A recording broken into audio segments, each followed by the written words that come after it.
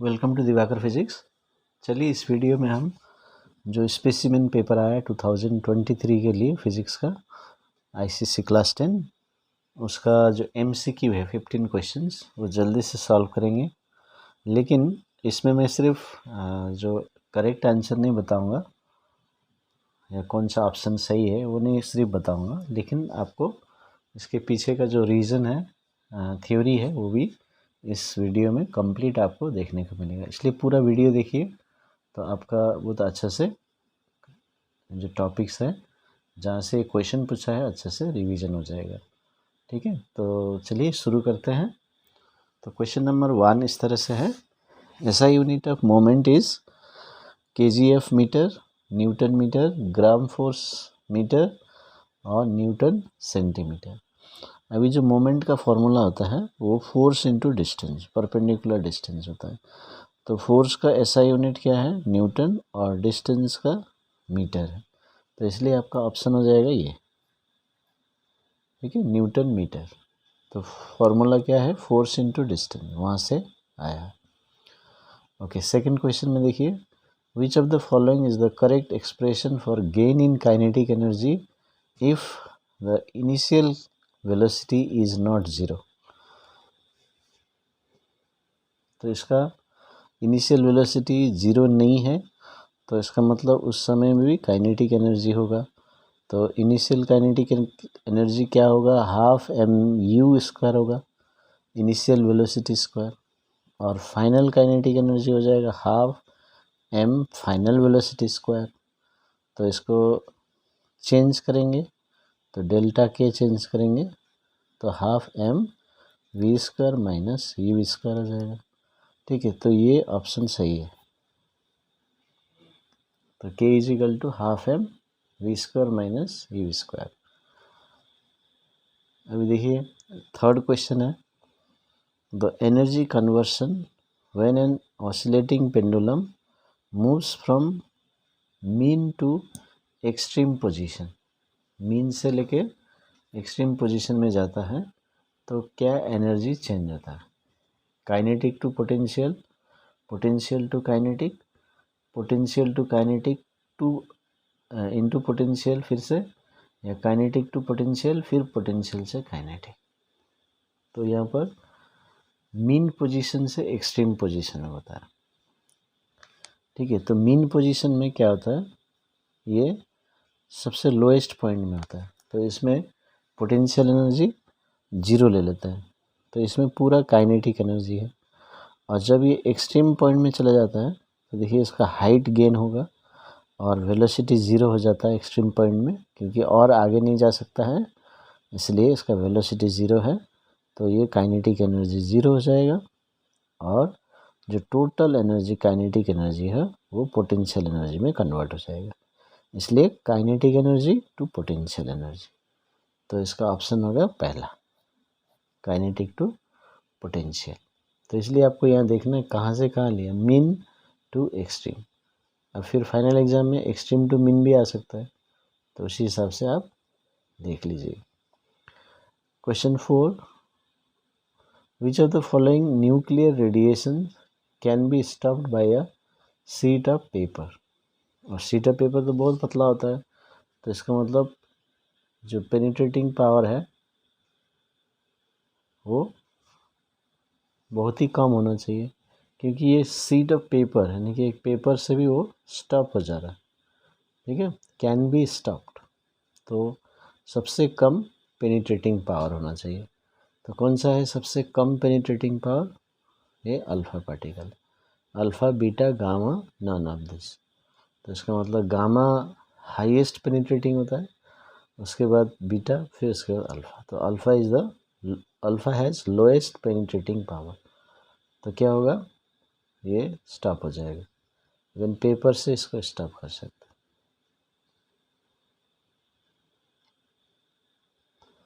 तो next question है 5, when 7 spectral colours passes through a glass block from air, then which one is correct?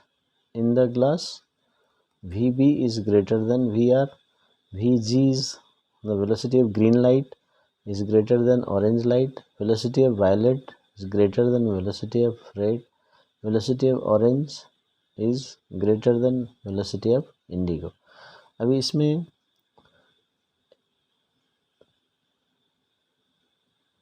Glass block, ठीक है, glass block में जाता है from air, then in the glass.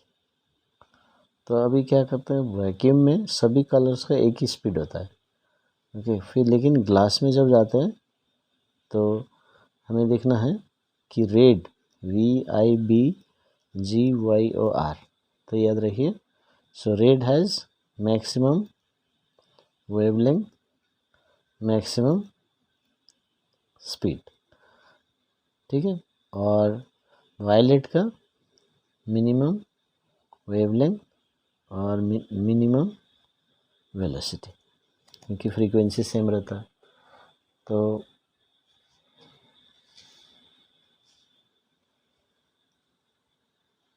Red का सबसे ज़्यादा होगा, फिर ऑरेंज का, फिर येलो, फिर ग्रीन, फिर ब्लू, फिर ये अरेंज कर लीजिए।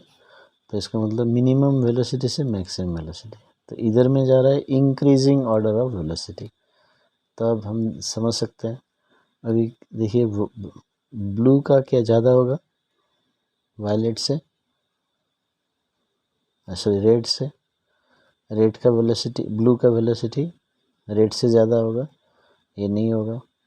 ग्रीन का ऑरेंज से ज़्यादा होगा, नहीं, इधर में जो कलर है इसका ज़्यादा होगा, ठीक है, क्योंकि रेड का मैक्सिमम वेलोसिटी है। तो ये smallest to biggest increasing order में ये अरेंज्ड है, इसलिए ग्रीन का ज़्यादा नहीं होगा ऑरेंज से, ऑरेंज का ज़्यादा होगा, ऑरेंज इस साइड में, राइट साइड में।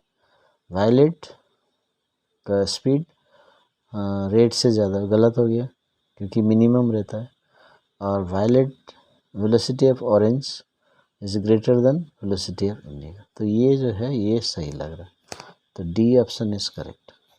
तो ये याद रखिए कि रेड का स्पीड सबसे ज़्यादा होता है और वायलेट का सबसे कम होता है ग्लास में या किसी भी मीडियम में, और ये जो Indigo, blue, green, yellow, orange, ये इसी टर्म में अरेंज्ड है। तो आप इसको पैटर्न के हिसाब से आप बोल सकते हैं किसका वेलोसिटी ज़्यादा है। क्वेश्चन नंबर 6 है, इन विच रिफ्रैक्शन इज नॉट करेक्ट। किस में से रिफ्रैक्शन करेक्ट नहीं है, ठीक है। तो अभी देखिए यह 2F से जा रहा है और पैरेलल हो रहा है, तो यही गलत है। तो ये ऑप्शन जो है नॉट करेक्ट, ठीक है, ये गलत है। अब इसमें यदि आप देखते हैं तो फोकस से जा रहा है और एक कॉन्केव लेंस है, तो ये डाइवर्जिंग लेंस है, और ये जो ऑप्टिकल से ये डाइवर्ज हो रहा है, और ऑप्टिकल सेंटर से जो जा रहा है वो स्ट्रेट जा रहा है, तो ये सही है।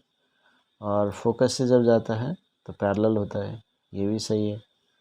और ऑप्टिकल सेंटर से जा रहा है तो स्ट्रेट जाता है, कॉन्केव हो या कन्वेक्स, तो ये सब सही है।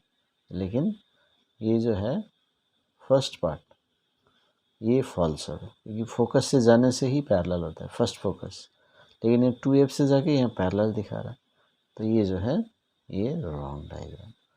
तो ऑप्शन ए इज करेक्ट, तो ये हम समझ सकते हैं। अभी नेक्स्ट क्वेश्चन में जाएंगे। Question 7, the characteristic of sound which enable to differentiate between sounds of different intensity. अभी जो इंटेंसिटी है वो लाउडनेस के ऊपर, लाउडनेस को इफेक्ट करता है, ठीक है।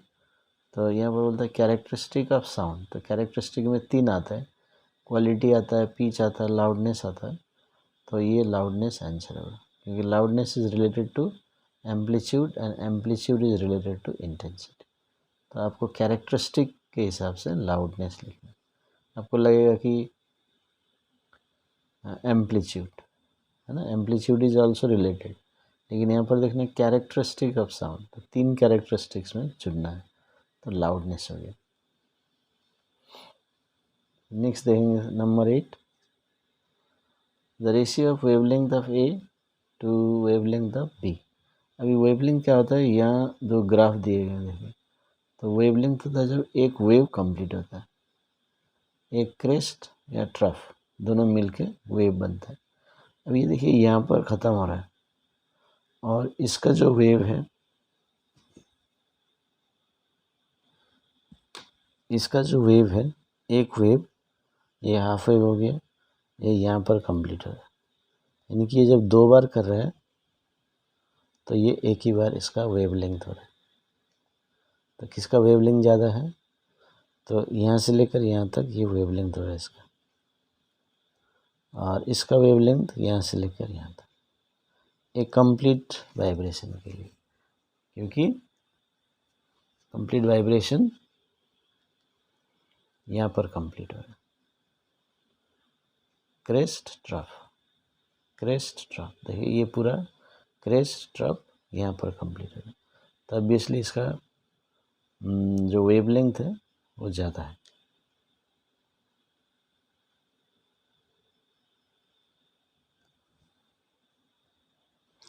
तो इसमें हम देख सकते हैं कि इसका वेवलेंथ यहाँ से लेकर यहाँ तक है और इसका वेवलेंथ यहाँ से लेकर यहाँ तक, तो ये जो है डबल है, ठीक है, तो 1:2, तो ये हो गया आंसर, ठीक है। तो ये जो वेवलेंथ होता है तो एक कंप्लीट वाइब्रेशन होता है तो कितना दूर तक ये डिस्टेंस जाता है, ठीक है, डिस्प्लेसमेंट वर्सेस डिस्टेंस से हम वेवलेंथ निकाल सकते हैं। तो ये कॉन्सेप्ट है।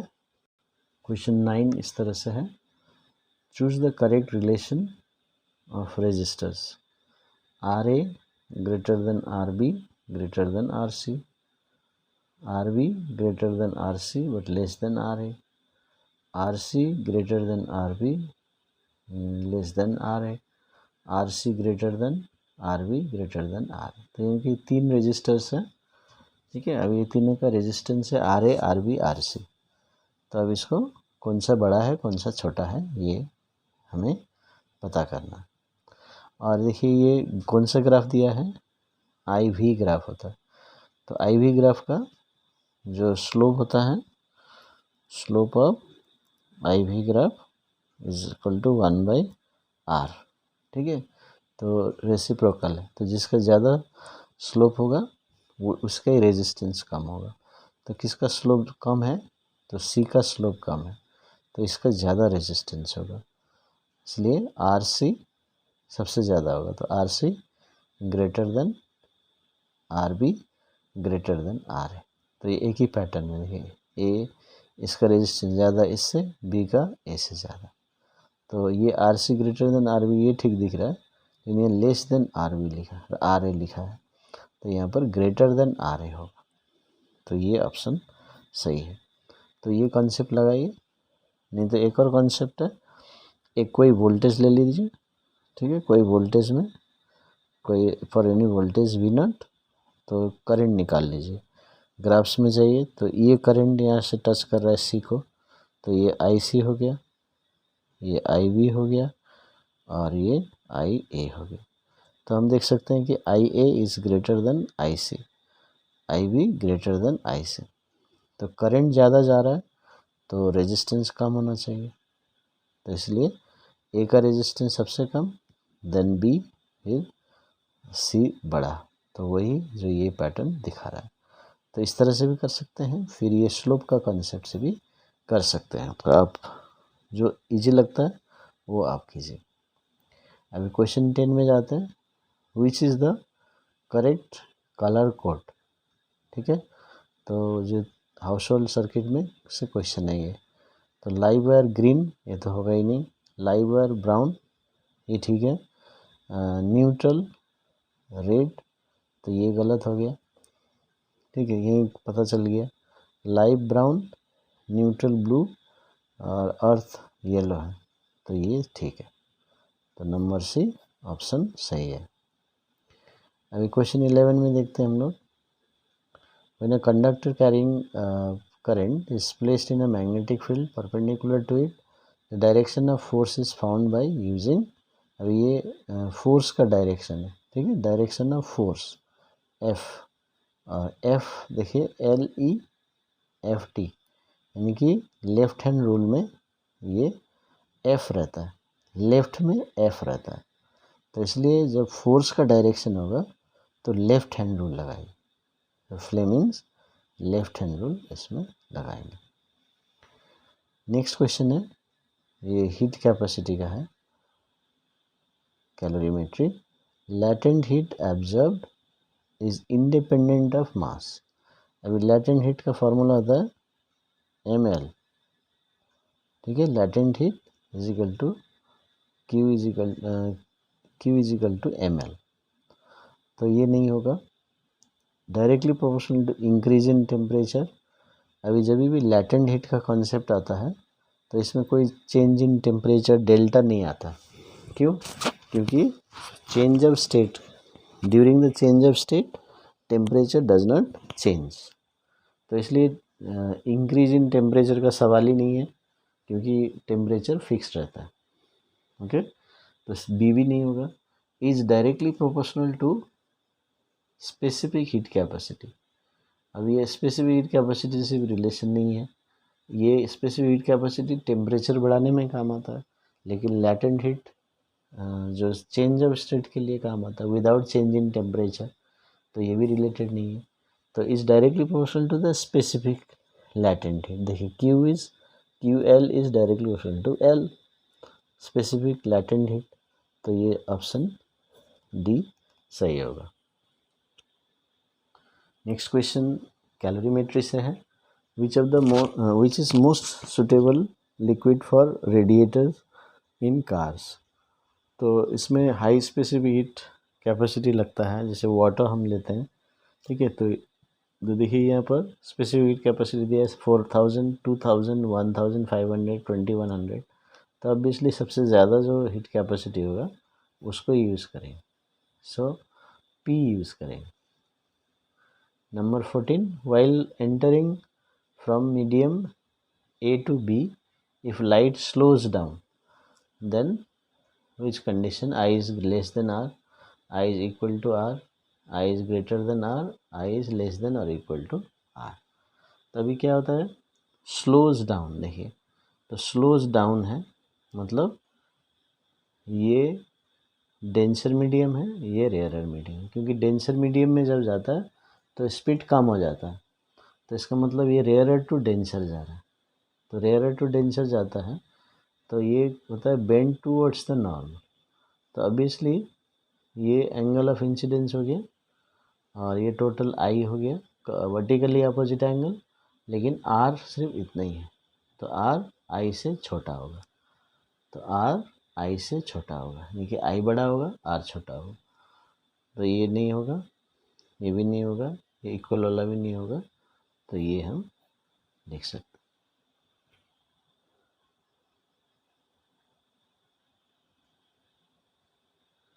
तो आई बड़ा होगा, ठीक है, तो ये ऑप्शन सही है। चलिए लास्ट क्वेश्चन में जाते हैं, 15th question. The phenomena of light that causes the diamond to glitter. तो डायमंड जो चमकता है वो किसके लिए होता है? वो है टोटल इंटरनल रिफ्लेक्शन, क्योंकि इसका क्रिटिकल एंगल है इसका 24 डिग्री। देखिए, तो एक बहुत कम क्रिटिकल एंगल है, तो जो रेज है वो ज़्यादा से ज़्यादा टोटल इंटरनल रिफ्लेक्शन करके अंदर में रहेगा, जिसकी वजह से वो चमकता है। तो ये बी ऑप्शन करेक्ट होगा। तो इस तरह से हम ये MCQs हम सॉल्व कर सकते हैं। Thank you.